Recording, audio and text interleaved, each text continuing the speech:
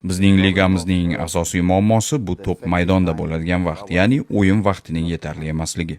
Bu albatta intensivlikka ham ta'sir qiladi. Sababi hakam har doim hushtak chalishga harakat qiladi va har doim VARni ko'rishga adashmasam 10 daqiqa sarflaydi.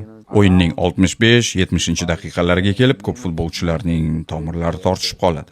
Va aynan shu vaziyatlarga men o'zim juda ko'p o'yinlarda guvoh bo'ldim. Va ular terma jamoa safiga kelib qo'shilishganda, bitta mashg'ulotlar jarayoniga biz ko'proq vaqt sarflashimizni ko'rib, hayron qolishadi. 45 sekunddan keyin biz keyingi mashqqa o'tamiz, undan keyin yana keyingisiga. Biz hozir maydonda mashg'ulotlar uchun 1,5-2 soat sarflayotgan bo'lishimiz mumkin.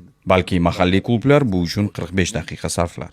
Va men bu tafovutni mashg'ulotlar paytida sezdim, sababi yig'in paytida mashg'ulotlarimizning intensivligini oshirishga yoki yaxshilashga harakat qilganimizda yigitlarimiz buni qila olishmadi.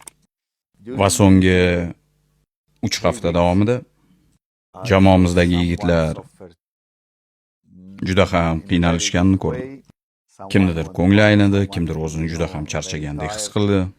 Nega? Sababi ichki chempionat doirasidagi o'yinlarga tayyorgarlik ko'rish mobaynida futbolchilar yetarlicha mashq qilishmagan.